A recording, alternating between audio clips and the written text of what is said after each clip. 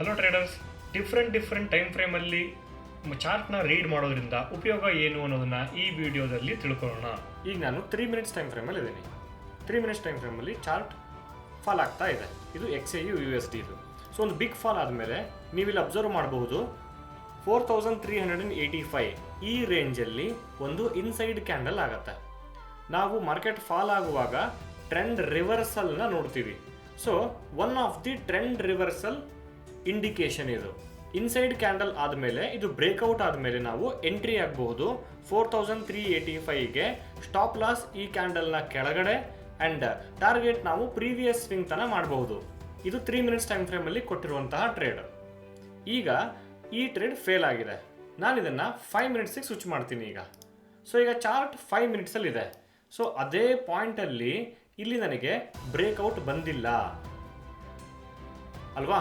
ನೋಡಿ, ಫಾಲ್ ಆಗಿದೆ, fall continue ಆಗಿದೆ. ಸೊ 3 ಮಿನಿಟ್ಸಲ್ಲಿ ಟ್ರೇಡಿಂಗ್ನ ಮಾಡೋರು ಟ್ರ್ಯಾಪ್ ಆದರು. ಆದರೆ 5 ಮಿನಿಟ್ಸಲ್ಲಿ ಟ್ರೇಡಿಂಗ್ನ ಮಾಡೋರು ಟ್ರೇಡ್ನ ತಗೊಳ್ಳದೆ ಟ್ರೆಂಡ್ ಕಂಟಿನ್ಯೂ ಮಾಡಿ ಅವರ ಕ್ಯಾಪಿಟಲ್ನ ಸೇವ್ ಮಾಡ್ಕೊಂಡಿದ್ದಾರೆ. ಇನ್ನು 15 ನಿಮಿಷದ ಟೈಮ್ ಫ್ರೇಮಿಗೆ ಬಂದರೆ ಯಾವುದೇ ಟ್ರೆಂಡ್ ರಿವರ್ಸಲ್ನ ಸೂಚನೆ ಕೊಡ್ತಾನೇ ಇಲ್ಲ.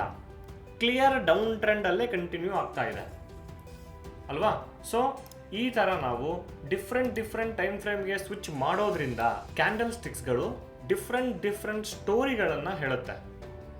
ಟೈಮ್ ಫ್ರೇಮ್ ಬಗ್ಗೆ ನಾ ಎಷ್ಟು ಹೇಳ್ಕೊಟ್ರು ಕಡಿಮೆನೆ. ಸೊ ಇನ್ನೂ ಹೆಚ್ಚಿನ ವಿಡಿಯೋಗಳಿಗಾಗಿ ಅಕೌಂಟ್ನ ಫಾಲೋ ಮಾಡಿ. Thank you.